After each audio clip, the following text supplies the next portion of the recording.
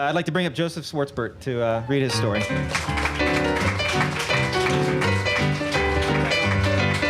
right on. All right, so apparently I'm a dork because I started working on this like the day they gave it to me. And although I did finish about 5 minutes before I got here, so. For lack of a better title, this is called Mr. Top Hat's Tale.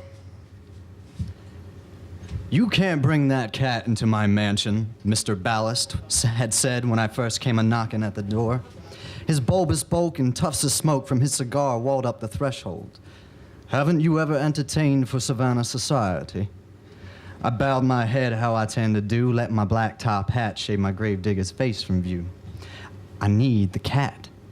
I stroked the animal's neck and back as I held him against my chest, its fine-haired tail tickling my neck. Ballast plucked his stogie from his lips with a pop. "And where's the rest of your band?" I held up the orange and white tabby cat and took a low curtsy. "We are Mr. Top Hat and Mittens, sir." The tabby opened his eyes and dropped from the crook of my arm to the stoop. It figurated between my legs and over my shoes.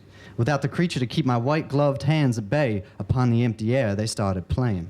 Ballast sent steam engine gusts of cherry-scented suspicion up my nose. "I have other things to which I must attend. You'll do on such short notice, but Mittens is just going to have to stay outside." I laughed and clapped my hands, and then they went right back to tapping upon those unseen keys. "Sir," I said, "if you please, Mittens, that's me." I tilted my brim towards the cat as it rubbed on my shin.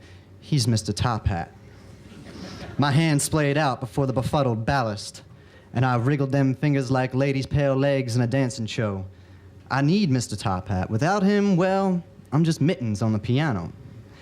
I find out right then if this the place me and Mr. Top Hat meant to be, because Ballast, in his right mind, should have turned me and my boogieing fingers away, me and my black top hat that don't match my raggy gray suit jacket and pants, me with my pussycat a-purring as it stretched and pranced.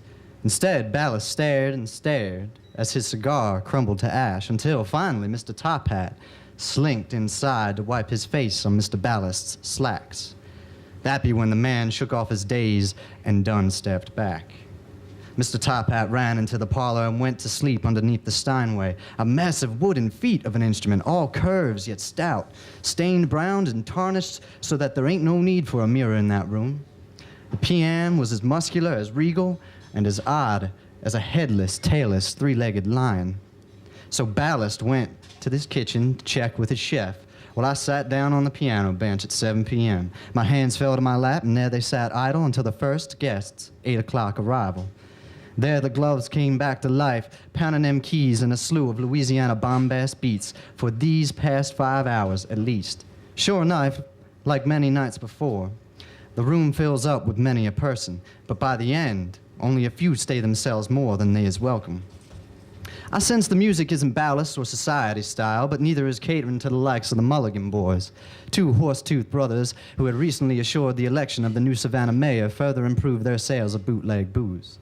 Them boys are squat thugs with boxy frames and squared and square faces, faces so square you could put benches on them. Those donkey-looking chums neighed all night at the Lady Lonsdale's hay-blonde hair, as well as the Lady's Red Robin's ruby necklace, which took up residence between her push-up breasts. These two dames carry on with more than a few last names, as well as some suspicion as to how they done always wind up single again. Then there's that wire of a man, Mr. Twiddlefib, sweating out his glasses of Shiraz faster than he can soak them in. The Mulligans had enlisted the speechwriting services of Twiddlefib, a chronically nervous novelist, to help propaganda their hooch campaign. I hate to say it, but I'm here for one of these creatures crawling about this room. Each person, with each passing hour, I'm veiling a little bit more of why he or she done sin themselves to doom. While my fingers keep on fluttering over them keys, I turn towards Bow's prized possession, a vulgar sculpture of a nude, butt-fingering, nose-picking she-man. Thrown off by its mustache and breast, I stare at its knees. So it is, while hiding under the shadow of my black top hat and taking in the he-she smooth granite kneecaps, that the piano starts a-rattling, and, from more than the ragtimey tune, that I'm a bojangling. You see, Mr. Top Hat, he my metronome. He my sheet music, my ear for timbre and tone, and although it seemed that cat be in a sleeping phase, if you get yourself a close-up gaze, you'd see this tiger-striped head a-bobbing to the tune. As I progress into a new musical selection, up out of the back of the piano rises a phantasmic extension of Mr. Top Hat's tail, writhing about the parlor and catching the light of that wicked white moon. It's searching for a nose without seeing, the worst of us human beings. Yet that cherry cigar still puffs, those ruby jewels still clink, those knuckle-toothed neighs still neigh, and Twiddleflib slurps another sip. That leaves only Miss Lonsdale, fodder for the Foal brothers. I wince, but nothing happens, so I glare down at Mr. Top Hat and say, well, who the heck is it? And don't you know that ghost of a tail whips right around and it's me it assails? With my last thump of a lower octave chord, that demon's tail scoops me 10 feet up off the floor. It cinches tighter, close around my soul as my former form collapses to the hardwood like a puppet strings done been snapped. Then my hat come loose and rolls the feline's way. I'm a-being pulled in with the last twang of sound, surely heading for that nether realm. But don't you know, not a one of them persons is full of astound. Not even Twiddlefib, the damned fool, as he bends to pick my hat up off the ground.